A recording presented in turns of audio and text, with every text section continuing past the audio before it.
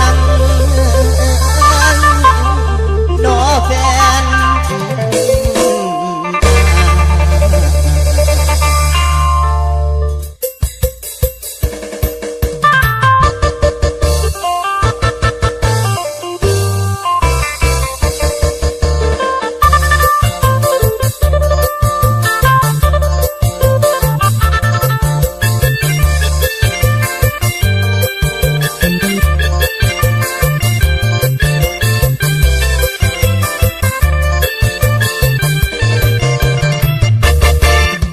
ใจมาลืมไว้แต่โนลาคำที่สั้นออกพรรษาสิมาแต่งบอกไอ้ให้เก็บเงินทองสินสอดค่าดองน้องสูงหลายล้านแพงเท่าใดไอ้ก็บ่ยานสิขายหน้าตีนบ้านพร้อมกับควายหนึ่งตัวเข้าสู่กันบ้านเหนือบ้านใต้ว่าน้องนี้หมายเป็นผู้ชายคนอื่นเขาบอกว่าเจ้าเล่นน้ำกันบ่นึกบ่ฝันว่าสิเป็นลายอื่นแต่เขาหอว่ามันคงคืนบ่คงปานคืนน้ำใจของนางทั้งตัวอ่านแต่ละไอเพื่อนหมู่ที่เขานั้นหูว่าเฮานั้นสิแต่งงานคนทั่วบ้านประจานทั่วมุมเมืองเรื่องที่เฮาทั้งสองสิแต่งดองไว้วันนี้บ่มีเลยคำสัญญาว่าเขาฟังส่วนนี้ลันดอนกับตรงพนมมือขอพรลูกขอวิ่งวอนศาลปู่ตาดอนสันอย่าได้ไปลงโทษเขานะอย่างที่ผ่านมาก็ถือว่าเวรกรรมลูกสาวยังมามากล้ำสัตว์นี้จริงนำมาจอกกำจ้องเวร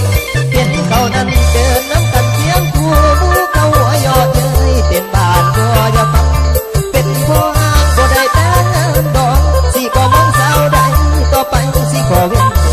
แกนของข้าเป็นสาวนาเลี้ยงหมูให้เจ็บขาอังปายานขาโมเมลมีแต่แก้วสุราดื่มเอาใจวาสนาคันไทยคนบ่สมใครตัวอยู่ก็มาแย่ทางจิตใจของนางบ่อีตนบ่อันสิไปบวชหรือบ่ผูกคอตายสักสีลูกผู้ชายนั้นน้องให้บ่เป็นอย่างเด็กจริงทั้งเทบานบุญความเมาจริงบุญหรือบุญอายบอกอายดีให้มาแต่งมาขอตัวเป็นน้อคนดีหากสิมีก็เว้นน้อง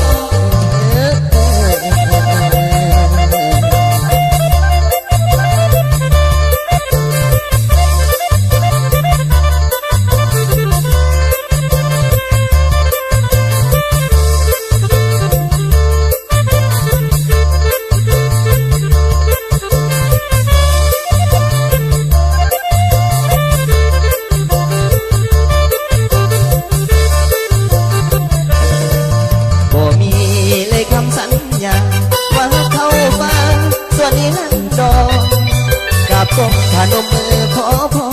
ลูกขอวิ่งวอนศาลปู่ตาดอนสันอย่าได้ไปลงโทษเขานะอย่างที่ผ่านมาก็ถือว่าเวรกรรมลูกสาวยังมากำสัตว์นี้จริงนำมาจองกำจองเวรเห็นเขานั้นเดินน้ำกันเพียงคู่เขาหัวยอดเย้ยเต็มบ้านบัวอย่าฟังเป็นพ่อห้างบ่ได้แต่ดอกสิบ่มองสาวใดต่อไปสิขอเว้นแกนของข้าเป็นสาวนาเลี้ยงหมูให้เจ็บขาอันตายย่างข้าโมแมวมีแต่แก้วสุราดื่มเอาใจวาสนาคันไทยจนบ่สมใครตัวอยู่ก็มาแย่ทางจิตใจของนางบ่อีตนบ่อันสิไปบวชหรือบ่ผูกคอตายสักสีลูกผู้ชายนั้นน้องให้บ่เป็นอย่างเด็กจริงทั้งเทบางคนความมักจริงบุญหรือบุญอายบอกอายให้มาแต่งมาขอตัวเป็นน้อคนดี